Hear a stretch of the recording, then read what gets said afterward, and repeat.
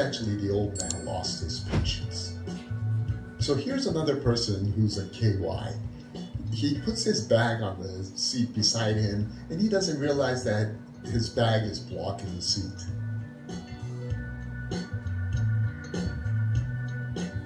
He sees the person standing, but he can't read the room. So here's how it should be. When seated, please be mindful of others and put your belongings on your lap or on the overhead shelf so that more people can sit. Here's one more KY.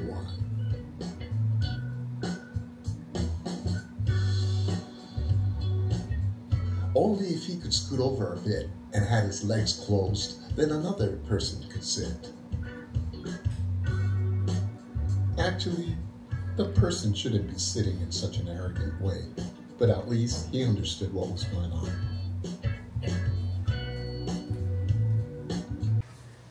Ayun o, nanonood kami ng mga ano sa Japan. Yung mga Kain na yung mga papasyalan, yung mga ano namin, para maayos namin yung itinerary namin. Chine-check na namin yung mga pwedeng puntahan, tsaka yung mga lugar na ano na medyo cheaper kasi within Tokyo talaga yung parang sentro. Mahal talaga. Mahal daw talaga. Kaya may pinapanood kami na kung saan yung mga mas makamura. Kumbaga halos pareho ng quality pero mas mura. Kahit sa mga gaming, di ba? Yung sa akin kasi dun, yung sa mga retro games, bala kong bumili ng PS Vita pero titingnan pa rin namin yung presyo. Tapos si Jonas naman, mostly mga Pokemon yan. Cards. Tapos ikaw, yung mga nakukuha doon sa yung Gashapon. Gashapon, yung mga maliliit. Ewan ko, Gashapon ba tawag sa Japan nun? Hindi ko alam eh. Sa Korea, Gashapon. Ewan ko Malalaman natin pag-ating doon. Capsule toys ang nakalagay, di ba? Yung mga, yung mga hindi mo alam kung ano yung makukuha mo doon sa ano. Sa akin, mga kaiba ba na mga sweatshirt or mga ganun ba? Yung mga, kasi ang dami na rin namin mga kaibigan na pumunta doon at nakita rin namin yung mga pinasyalan nila, ganyan, yung mga pinamili nila. Nakakatuwa sila. So, ever since pangarap talaga namin yung Japan eh. Actually, Korea. Tapos wala namin ng Korea at magja-Japan. Wala. Hindi kaya lahat na pagsabay-sabayan eh. Tsaka, syempre, alam niyo naman yung mga bills dito, hindi basta-basta. Tsaka every time, Pilipinas kasi ang uwi natin dahil na nga rin sa pamilya. Pero this time, medyo nag-divert kami ng 1 week doon. So, nung mga nakakaraan kasi, na-inspired din kaming, pero noon pa namin, gusto namin pumunta. Pero na-inspire kami kasi nga pumunta si Louie at si Olive. Tapos so, sila. Ganda ron, ganyan. Nakakatuwa naman. Sila Siyempre, si Bianca. Nakakatuwa naman, sabi nga ni Ian. Parang nakaka-excite na pumunta, di ba? Tapos Sabi, yung kapatid ko, yung sa akin. Si Dayan. Si Olga, yan. Madalas yan. Nakailang beses ang pabalik-balik ng Japan. Sila Nina din, di ba? Si Nina. Tapos si Bianca, tsaka si Rocky. Si Rayu. Si Rayu. Yun yung mga yung latest na galing. Pero actually, sila Ate Wendy tsaka si Kuya Eric nandun ngayon. Baka nakabalik na nga. Baka nakabalik na dahil nakita namin yung mga post nila. So si Bianca tsaka si Rocky, yun yung talagang sabi niya, punta kayo, why not? Sabi niya. Saka naghanap ako ng kasi unang-una, first time ako, so hindi namin lang saka magandang mag-book. Si Sis Bianca nag-guide talaga sa akin. Sis, tignan mo to. May may naka-sale na kahit sa ticket nun, meron na, mula Calgary to Japan. Kaya kami nakapag-send, sige. So, ganda nga, biglang lumabas Napasabi niya, ayan na, kunin niyo na, sayang. Nasa trabaho ko. Right away, nung gabi, pag-uwi, book kami. Sige. Kasi plano, pero syempre, ang hirap hirap bang gawin pagka wala kang guide, lalo, first time. Hindi namin alam kasi nga, syempre, hindi naman namin napuntahan yung first time lang namin mapuntahan. So, Why not? Try kumbaga natin. short lang yung visit namin. Gusto namin maging kumbaga maging organized na ito kami, dito pupunta. So ngayon nung binook namin na hotel, malapit sa train station, tapos marami daw mga kainan. Pero, simple lang. Parang simple lang yung i-stay namin. Hindi siya hotel. Papakita namin doon sa pag nandoon na kami. So, yun nga. Tapos, syempre, marami rin napapabalita na mga nagbablog doon or mga influencer na mga pumupunta ron. Tapos, medyo pangit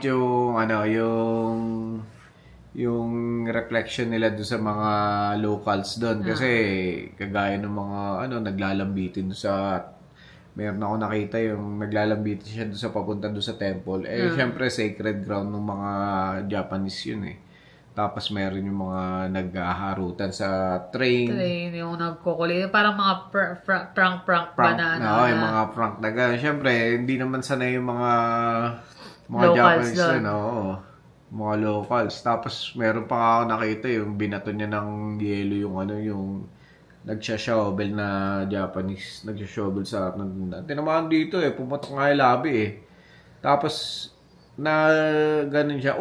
Sorry, sabi nung Ukrainian na mag-jowa doon.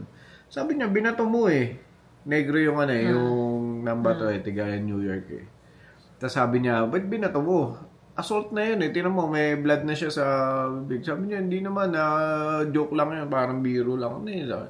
Tawag kami pulis. Tumawag ng pulis yung yung dalawang Ukrainian na couple.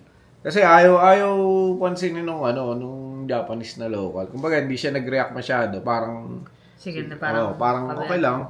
Tinabayaan niya na lang. Ang tumawag ng pulis yung dalawa.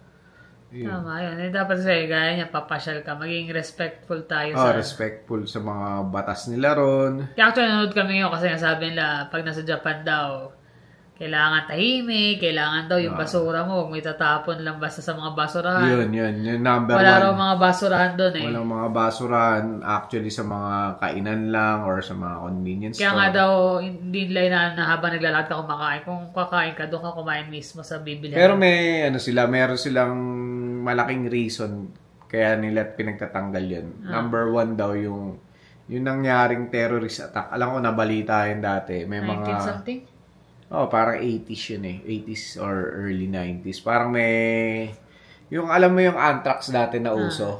Parang halos kasabayan nun yun Noong time na yun Pero smoke yung ginamit nila gas. Parang ganun. Kaya yun isa sa number 1 reason nila. Bakit tinanggal yung mga Tinanggal nila. Tapos, second, yung mga iba daw na yung basura nila sa mga bahay, local, tinatapon dun. Parang yung mga local din sa kanila, imbis na itapon nila sa sarili nilang basurahan, dinadala doon pag may over na o may sobra na. Daming kalat. So, tinanggal. Tapos yung lastly, yung pandemic na nangyari. Tinanggal na nila totally yung mga basurahan. So, kung walang food establishment or yun lang yung may mga parang karapatan na magkaroon ng basurahan sa tapat nila parang yan. Kaya kung kakain, kahit nga sa convenience store, kung may bag ka makita, huwag ka basta magtapon unless doon ka bumili. Pwede mo itapon. Pero kung hindi, galing sa labas. Kaya sabi nila, ini-encourage na magdala ka raw ng bag mo. Plastic bag, tas lagay mo or sa bag mo. Or paper bag, lagay mo doon yung mga basura mo. Kami naman, kumbaga, nakapunta na rin naman kami dito or sa ibang bansa. Siyempre, mindful naman kami sa mga ganun. Pero siyempre, iba pa rin yung respetuhin natin. Iba pa rin yung rules nila, di ba? Gaya na sa kailangan tahimik daw talaga. Ay, sa train. Yung pag naupo, alam nyo naman, di ba? Yung mga Pilipino, papag naupo, kala mo, kalalakang tao, nakaganon. Huwag naman ganon. Sana, pag nagkwentuhan. Pag nagkwentuhan, pag may tumawag, or magbasa ng dyaryo, parang halos pabasa mo na dun sa mga katabi mo. Kaya nga pinapanood din namin para at least, di ba, kahit pa paano makaano ka. Sabi ko nga, parang medyo limited tayo sa ng mga camera, lalo na sa mga public places. Kasi, syempre, alam mo naman. Alam namin nagbablog, pero syempre, pumili. Piliin mo. Gaya sa train station. Medyo simplihan mo lang kasi, syempre, baka ma-offend yun, lalo na yung mga elders nila. Ayaw naman namin na pagdating doon, masita ka pa. Nakakahiya. Nakakahiya naman, di ba? Dumayo ka lang eh. Gusto namin mag-enjoy lang talaga i-vlog para may pakita din sa mga aming viewers. Pati nga yung pinapanood namin yung mga CR nila kung sa yung toilet or... Number 1 na importante yun, ha? Oo, kung nagta-travel ka, syempre, hindi mo alam kung saan. Tapos, hindi naman lahat yata mayroong English na karatula or Kaya, syempre, kailangan may mga ka rin, may mga kagaya niyang priority seat nakalagay kung ano yung mga nakalagay. Drawing lang. Lalo pa, pumunta ro para talaga kumain, matikman lahat ng syempre, pag di mo alam toilet, tapos. Toilet. Yes, walang L. Walang T sa uli. So, yun, yung mga ganun. Tsaka meron naman tayong Google Translate, di ba? Kahit pa paano. Tsaka meron din naman na gaya yung para maikot mo. Siyempre, may mga Google Map naman. Nanonood din kami ng mga tips na paano makatipid doon sa mga instead na sumakay ka ng taxi, sakay ka ng train na lang, ganyan, or yung mga unang-unang gagawin mo pag lapag mo ron para magkaroon ka ng internet, ganyan. So, may mga nagsabi nga yung why not try daw yung AirAllo. Yung AirAllo. Kasi load mo na lang doon, tapos yung mga Suica card. Maraming madidiscover at saka natin. Exciting talaga. Lalo na ibang bansa. Inisip nga namin parang kulang ata yung araw natin. Kasi pagdating namin doon, hapon na. So instead na full 6 days para mangyayari, 4 na araw na full day lang. Kasi pagdating mo, hapon na. Pag flight mo next day, umaga naman. Ganun talaga. Pero susulitin. Kaya ginagawa namin, talaga nanonood kami. Nasabi ko sa kanila, maggawa kami ng list. Kasi syempre, iba yung mga gusto namin, yung dalawang bata. Para lahat mapuntahan ba? Saan tayo muna main pupunta? Itong day na to dito lang. Sayang kasi gusto namin pumunta rin ng Osaka, kaya lang malayo na Malayo na. Tsaka, syempre, yung oras nga limited. Kung mag-aano ka naman ng yung bullet train nila, 2.5 din hours. Tsaka magkano yung bullet train nila? 100 something ata, dollars. US. US ba? Canadian? US. So, yun. Medyo exciting yung Sabi ko nga, pagod tayo, pero... Sabi ko, tatagal ba tayo doon na maghapon, lakad? Malamang mangyayari doon, umaga, lakad, pasyal, uwi saglit, pahinga. Nagawa rin naman natin yun Nagawa rin naman natin sa Manila yun, di ba? Greenwich, Mega Mall. Pag namamasya ka, di ka talaga napapagod din Lalo't marami ka nakikita ng tao. Lalo ngayon, kasi excited kami dahil nga first time namin doon. So, alam ko marami kaming mga viewers din sa Japan So, bigyan niyo naman kami ng mga tips dyan. Ano yung mga magandang gawin, yung maganda talaga lalo puntahan. Na sa Tokyo. Medyo concentrated lang kami sa Tokyo. Hindi na siguro kami lalayo kasi nga ilang days lang. Paikot lang doon. Yung Ikebukuro, Shinjuku. Medyo lang tayo. Doon lang muna. Siguro sa mga susunod na bakasyon, baka makapunta. Pero plan namin next time kung babalik kami Japan, Osaka naman. Na-try namin sa Osaka. Or sa ibang lugar naman. Maganda-ganda. Korea, gusto mo. Pero sabi nila, mas maganda raw sa Korea. Yung kapatid ko lang gusto nila sa Korea Hindi, kapatid ko, mas gusto niya ang Japan. Mas gusto niya Japan. Olga. Kasi mas organized nga daw sa Japan. Kaya sa Korea.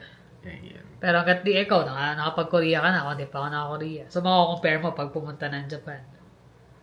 Halos mukhang pareho lang naman Actually, nung nag-work nga ako sa Korea nun as blaster, coater din. Pupunta sa seminar yung team namin sa Japan. Sinasama nila ako kaso yung visa ko is working visa lang sa Korea. So, hindi ako nakasama. Ako lang naiwan. Isang linggo akong tumambay nun Nasa opisina lang upo. Si Rod, dalawa kayo. Hindi, sa pa si Rod nun? Sa ducting pa. Sa ducting pa siya nun. Oo. Ay, naka. Chill. Yung mga bata naman sa weekends, Vancouver. Oo nga Manonood ng concert ang magkuya, kaya... Sino ba panunood nila? Hindi ko alam Hindi ko alam naman, may iba sarap yung mga... ng mga binata't dalaga dito sa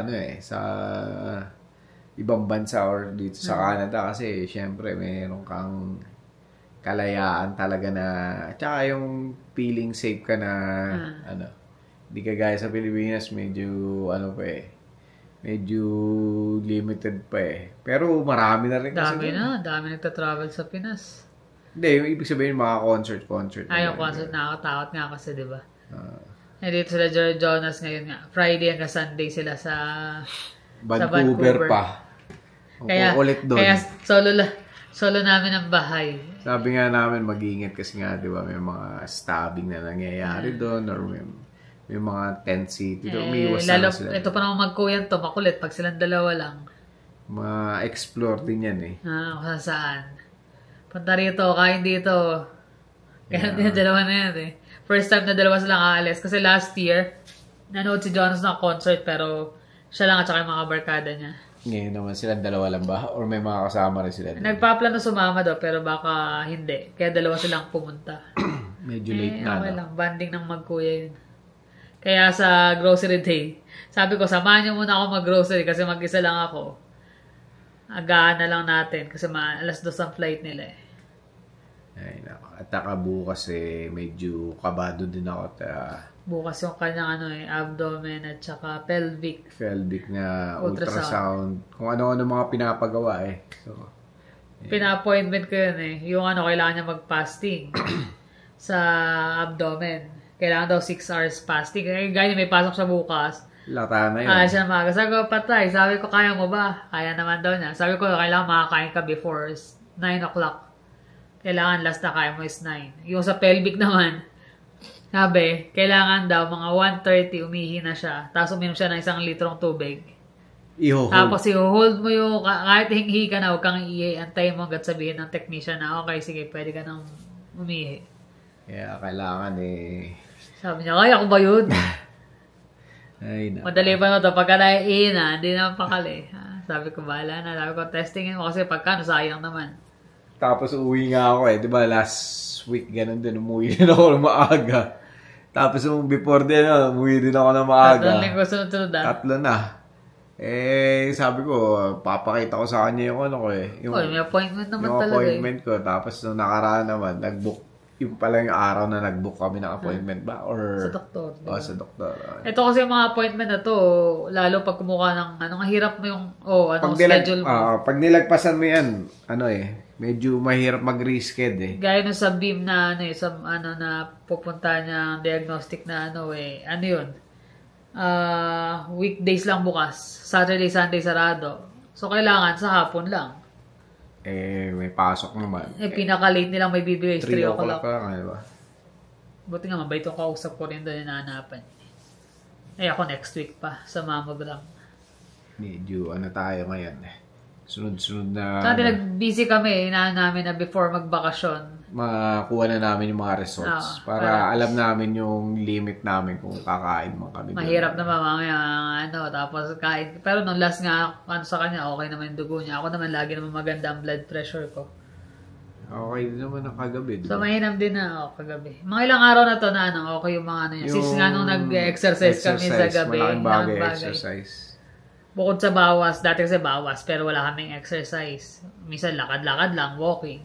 Pero ngayon, bukod yun, kami talaga. Medyo may stretching, tapos nag-start na kami. This week ba tayo nag-start? Last week? Pakita mo yung dumbbell niya. Yung dumbbell niya. Mabigat Dalawang ganito. Kabilaan. Ganyan yung ginagamit niya. Ano to? Mahinaro kasi yung niya 4.5 kilograms sa dalawa ginagamit ko. Yung kanya, 25 pounds. Sabi niya, ito na lang gamitin mo. Ito yung sa akin. Dalawa rin ang ganyan niya, dalawa. So, ginagawa namin, kahit 30 minutes ba every night. Yun malaking bagay din yan Tapos meron kami nito. Ito medyo mabigat-bigat din to yung rubber. Core strength. Sabi ko dapat dati pa natin ginagawa to Pero minsan kasi diba pag tumatanda na, doon mo na naiisip na kailangan na. Dati naman ginagawa ko yan kasi nga lagi naman ako nakakasali sa mga liga-liga. Dati pa yun. Tagal na nun. Ilang taon na tayo rito. Kaya malaking bagay na ngayon. Nagagawa na namin kahit pa paano. Hindi dahil sa malapit na yung blood works, pero sabi nga namin, gawin na namin ito na ano. Regular na talaga. Regular. Tsaka hindi naman kami yung magbubuhat na talagang mabibigat eh. Ano lang talaga, exercise lang, tsaka yung body weight mo lang talaga. Sabi nga malaking bagay daw yan para ano. Dati pag gabi sumasakit talaga yung tuhod ko eh. Ngayon medyo nawawala na, nababawasan na eh. Ay, yung gamot pala. Nakalimutan. Hindi mo na naman nakuha. Wala na. Pero kasing nireseta sa akin yung doktor na para parang Voltaren pero 10 ba? 10 times more. Mas malakas. Mas malakas siya. Topical para pagka masakit. Pero lately, hindi naman daw ganun kasakit dahil nga sa exercise. Tapos binigyan din ako nung kaibigan ko si Dean ng niya. Kasi nga meron din siya sa tuhod. Panglagay. May nilalagay. Pero parang yun honeybee no? Galing sa di ba? Sa anak niya, sa nurse yung anak niya. Galing sa malaking bagay din yun. Lalo na pag winter. So, yun. Yun lang naman. Na-share lang namin itong aming pinapanood at Japan nalalapit trip. Na. Japan trip. Excited. Just imagine, ano na ngayon August 12? Ang bilis nga Ang bilis August 13. Ang bilis ng panahon Sobrang bilis ng panahon. Kaya next month, magbabakasyon na yung mga... Ngayong end of the month, magbabakasyon yung isa for 1 week. Sabi niya sa akin, yun nga si Rob, sabi niya, di ko mo alam, pinuwersa nila ako magbakasyon. At kasi niya nagbabakasyon. Wala naman akong pupuntahan. Di ka ako pumuntahan ng Mexico. Wala akong pambayad ng truck Gumawa siya ng bagong sasakyan. Kumuha siya ng bagong truck Tapos isang katrabaho naman niya after noon, yun naman, 2 weeks. 2 weeks naman, yung uwi sa Pilipinas. Okay lang, bawi-bawi ka naman. 1 month? 1 month naman sa akin. Hindi, kada 2 years naman ako bago umuwi, di ba? Last time 3 years pa, di ba? 3 years pa. So, ganun talaga. Sacrifice. Sabi, nag-aalala na sila pag nawala daw ako, paano? Paano kung konti kayo sa trabaho? Mahirap po Kahit sa amin yan, kawawa din yung mga dami nakabakasyon Pero ganun talaga. Ganun talaga. Bigayan. Hindi pwedeng sabihin mo na, hindi ko pwede magbakasyon Kaya nga. Kasi pag ikaw naman, pwede ka naman. Pero pag sila, syempre, kailangan bigayan. Tsaka karapatan mo yun Karapatan natin yun na maglaan ng panahon para sa biro mo, 2 years. After 2 years, tsaka ka pala magbabakasyon. Ng 1 month. Correct. Sulit na yun. Yun lang naman guys. Naichika, dami na namin na chismis na. So paano guys, maraming salamat sa inyong panonood. Ingat kayo lagi. See you in the next vlog. Bye.